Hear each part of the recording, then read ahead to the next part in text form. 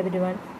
ഇന്ന് പഠിപ്പിക്കാൻ പോകുന്ന മെത്തേഡ് ഓഫ് ലീസ്റ്റ് സ്ക്വയർ അല്ലെങ്കിൽ ലീസ്റ്റ് സ്ക്വയർ മെത്തേഡാണ്. ഈ പോർഷൻ മോഡ്യൂൾ 4ൻ്റെ ലാസ്റ്റ് പോർഷനാണ് മെത്തേഡ് ഓഫ് ലീസ്റ്റ് സ്ക്വയർ വരുന്നത്. അപ്പോൾ മെത്തേഡ് ഓഫ് ലീസ്റ്റ് സ്ക്വയർ എവിടെയാണ് ഉപയോഗിക്കുന്നത് പറഞ്ഞാൽ കർവ് ഫിറ്റിങ്ങിലാണ്. അപ്പോൾ എന്താണ് കർവ് ഫിറ്റിംഗ് എന്ന് നോക്കാം. അപ്പോൾ curve fitting means an exact relationship between two variables by algebraic equation. അതായത് എന്ന് പറഞ്ഞാൽ രണ്ട് വേരിയബിൾസ് നമുക്ക് തന്നിട്ടുണ്ട്. അപ്പോൾ രണ്ട് വേരിയബിൾസേ കാണുള്ളൂ. ആ രണ്ട് വേരിയബിൾസും തമ്മിലുള്ള റിലേഷൻഷിപ്പ് കണ്ടുപിടിക്കാൻ വേണ്ടി ഒരു ഇക്വേഷൻ നമ്മൾ കണ്ടുപിടിക്കും. ഓക്കെ, അത് തമ്മിൽ എങ്ങനെയാണ് പരസ്പരം റിലേറ്റഡ് ആയിരിക്കുന്നത് അതിന് വേണ്ടി ഒരു ആൾജിബ്രിക് ഇക്വേഷൻ കണ്ടുപിടിക്കും.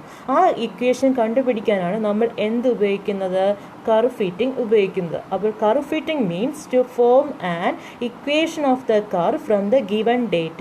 അപ്പോൾ നമുക്ക് ഒരുപാട് ഡേറ്റാസ് തന്നിരിക്കും. അതിൽ രണ്ട് കോർഡിനേറ്റ്സേ കാണുള്ളൂ, എക്സും വൈയും. ആ എക്സും വൈയും പരസ്പരം എങ്ങനെയാണ് കണക്ട് ചെയ്തിരിക്കുന്നത് അല്ലെങ്കിൽ റിലേറ്റഡ് ആയി ഇരിക്കുന്നതിന് അതിന് കണ്ടുപിടിക്കാൻ വേണ്ടി ഒരു ഇക്വേഷൻ കണ്ടുപിടിക്കും. ആ ഇക്വേഷൻ അത് എന്തായിരിക്കും? അതാണ് ഇക്വേഷൻ ഓഫ് ദ കർവ് എന്ന് പറയുന്നത്.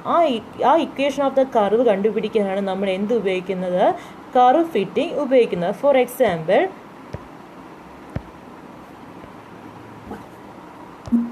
നോക്കിയേ, നമ്മളിവിടെ ഇതെൻ്റെ ഗ്രാഫ്, ഇതൊരു ഗ്രാഫിൽ ഒരുപാട് പോയിന്റ്സ് ഉണ്ടെന്ന് വിചാരിച്ചോ. അതായത് ഒരുപാട് പോയിന്റ്സ് ഉണ്ട്. ഈ പോയിന്റ്സിനെല്ലാം ഈ P1, P2, P3 അല്ലേ, ഒരുപാട് പോയിന്റ്സ് ഉണ്ട്, P4 അങ്ങനെ ഒരുപാട് പോയിന്റ്സ്. അപ്പോൾ ഈ പോയിന്റ്സ് ഒക്കെ എന്താണ്? സ്കാറ്ററായി കിടക്കുകയാണ് ഈ ഗ്രാഫിൽ.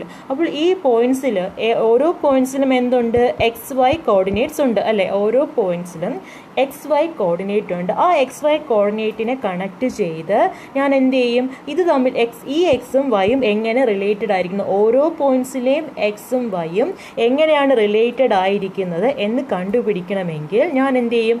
ഈ പോയിന്റ്സ് ഒക്കെ വെച്ച് ഒരു കർവ് മീൻസ് എന്താണ്? ഒരു ലൈൻ ആവാം, അതൊരു പരാബോളയാവാം. പരാബോള എന്ന് പറഞ്ഞാൽ എന്താണ്? ഇങ്ങനെയുള്ളതാണ് പരാബോള എന്ന് പറയുന്നത്. ഓക്കെ, ഒരു പരാബോളയാവാം, ഒരു സ്ട്രെയിറ്റ് ലൈൻ ആവാം. നിങ്ങൾക്ക് രണ്ടാണേ പഠിക്കാനുള്ളൂ, പരാബോളയും സ്ട്രെയിറ്റ് ലൈനും. അപ്പം സ്ട്രെയിറ്റ് ലൈൻ ആവാം, അത് എന്ത് വേണമെങ്കിലും, ഒരു സർക്കിൾ ആവാം, എന്ത് വേണേലും ആവാം. ഒരു കർവ് എന്ന് പറഞ്ഞാൽ അതാണ്. അപ്പോൾ എന്താണ് ഇവിടെ കർവ് നമ്മൾ വരയ്ക്കുമ്പോൾ ഇപ്പം നമുക്ക് സ്ട്രെയിറ്റ് ലൈൻ ആണ് കിട്ടുന്നത് വിചാരിച്ചു. Okay, for example straight line ആണ്. ആ ഈ പോയിന്റ്സിനെ കണക്ട് ചെയ്ത് സ്ട്രെയിറ്റ് ലൈൻ. സ്ട്രെയിറ്റ് ലൈൻ്റെ ഇക്വേഷൻ എന്താണ്? ആ സ്ട്രെയിറ്റ് ലൈൻ്റെ ഇക്വേഷൻ നിങ്ങൾ പഠിച്ചിട്ടുണ്ടെന്ന് വിചാരിക്കുന്നു. y = a + bx. ഇതാണ് സ്ട്രെയിറ്റ് ലൈൻ്റെ ഇക്വേഷൻ. അതായത് ആൾജിബ്രിക് ഇക്വേഷൻ ആണ്, അതായത് ഇതൊരു ലീനിയർ ഇക്വേഷൻ ആണ്. അപ്പോൾ y = a + bx ആണ് ഒരു സ്ട്രെയിറ്റ് ലൈൻ്റെ ഇക്വേഷൻ. ഇതാണ് എന്താണ്? Equation of the curve. ഈ സ്ട്രെയിറ്റ് ലൈൻ്റെ ഇക്വേഷൻ ആണ് എന്ത്? y = a + bx. ഇവിടെ എന്തുണ്ട്? y ഉണ്ട്, ഇവിടെ x ഉണ്ട്. അപ്പം എന്താണ്? y-ൻ്റെയും y ആരെ ഡിപ്പെൻഡ് ചെയ്താണ് ഇരിക്കുന്നത്? എക്സിനെ ഡിപ്പെൻഡ് ചെയ്താണ് ഇരിക്കുന്നത്. അപ്പോൾ എക്സിൻ്റെ എന്തോ വാല്യൂ ഇട്ട് കൊടുക്കുമ്പോൾ നമുക്ക് y കിട്ടുന്നു. അപ്പോൾ ആ റിലേഷൻഷിപ്പ് പറയാൻ വേണ്ടി ഏത് റിലേഷൻഷിപ്പിലാണ് ഇട്ട് കൊടുക്കുന്നത്? y = a + bx എന്ന റിലേഷനിൽ ഇട്ട് കൊടുക്കുമ്പോഴാണ് നമുക്ക് എക്സിൻ്റെ വാല്യൂ ഇട്ട് കൊടുക്കുമ്പോൾ നമുക്ക് y കിട്ടുന്നത്. ഇവിടെ എക്സിൻ്റെയും വൈൻ്റെയും എന്ത് പറയുന്നുണ്ട്? റിലേഷൻഷിപ്പ് നമുക്ക് കിട്ടുന്നുണ്ട്. ഓക്കെ, അതുപോലെ തന്നെ നമുക്കിപ്പോൾ ഇത് തന്നെ കണക്ട് ചെയ്ത് ഒരു പരാബോള വരയ്ക്കണമെങ്കിൽ പരാബോളയുടെ ഇക്വേഷൻ എന്താവും? ax² + bx + c. Okay, y = ax² + bx + c. അങ്ങനെ നമുക്ക് ഇവിടെ എന്താണ്? എക്സിൻ്റെ വാല്യൂവിൽ നിന്നും y കിട്ടുന്നു. അപ്പം ഇവിടെയൊക്കെ എന്താണ്? എക്സ് ഇൻഡിപെൻഡൻറ്റ് വേരിയബിളും y ഡിപ്പെൻഡൻ്റ് ആണ്. y ഡിപ്പെൻഡൻ്റ് എന്താണ്? വൈൻ്റെ വാല്യൂ കിട്ടുന്നത് നമുക്ക് എക്സിൽ നിന്നാണ്. ഓക്കെ, അപ്പോൾ ഇതാണ്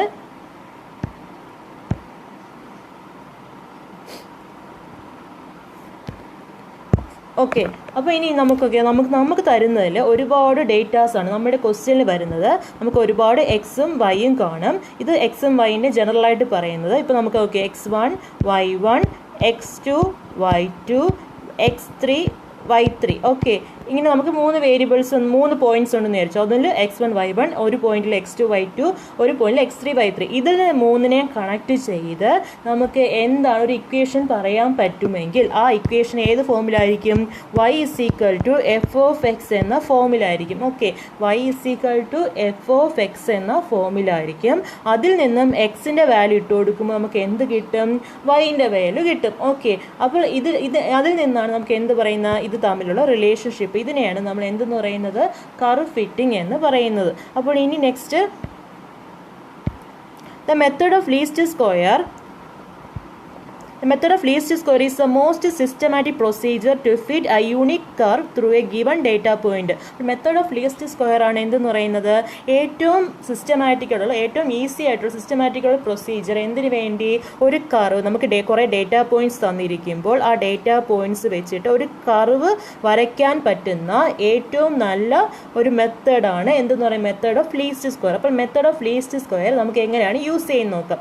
നമുക്ക് രണ്ട് രീതിയിലുള്ള കർവാണ് നമുക്ക് പഠിക്കാനുള്ളത്, പരാബോളയും ഒന്ന് സ്ട്രെയിറ്റ് ലൈൻ. നമുക്ക് ആദ്യം സ്ട്രെയിറ്റ് ലൈൻ ഉപയോഗിച്ചിട്ട് method of least square apply ചെയ്ത് എങ്ങനെ ക്വസ്റ്റ്യൻ സോൾവ് ചെയ്യാൻ നോക്കാം. അപ്പോൾ ഓക്കെ, നമുക്ക് നെക്സ്റ്റ് പോർഷനായ fitting a straight line y is equal to a plus B X. നമ്മൾ സ്ട്രെയിറ്റ് ലൈൻ്റെ ഇക്വേഷൻ കാണാതെ പഠിച്ചു വയ്ക്കുക. y is equal to a plus B X using എന്താണ് ലീസ്റ്റ് സ്ക്വയർ മെത്തേഡ്. അപ്പോൾ നമുക്ക് സ്ട്രെയിറ്റ് ലൈൻ്റെ ഇക്വേഷൻ എന്താണ്? y is equal to a plus B X. നമുക്ക് തന്നിരിക്കുന്ന ഡേറ്റാ പോയിന്റ്സ് ഏതൊക്കെയാണ്? x1 y1 x2 y2 അങ്ങനെ എത്ര പോയിന്റ്സ് ഉണ്ട്? n പോയിന്റ്സ് തന്നിട്ടുണ്ട്. xn yn വരെ തന്നിട്ടുണ്ട്. അപ്പോൾ നമ്മുടെ ഗ്രാഫിൽ ഏതുവരെ പോയിന്റ്സ് ഉണ്ട്? x1 y1 x2 y2 etcetera to xn yn pn points വരെ ഉണ്ട്. ഓക്കെ, അപ്പോൾ നമ്മൾ ഇതിനെ ഉപയോഗിച്ച് ലീസ്റ്റ് സ്ക്വയർ ഉപയോഗിച്ചിട്ട് എങ്ങനെ കണ്ടുപിടിക്കാം നോക്കാം. ആദ്യം എന്താണ് ഈ നമുക്ക് കിട്ടിയത്? നമുക്ക് ഇക്വേഷൻ സ്ട്രെയിറ്റ് ലൈൻ ഇക്വേഷൻ ആണ്, സ്ട്രെയിറ്റ് ലൈൻ്റെ ഇക്വേഷൻ ആണ് കിട്ടിയത്.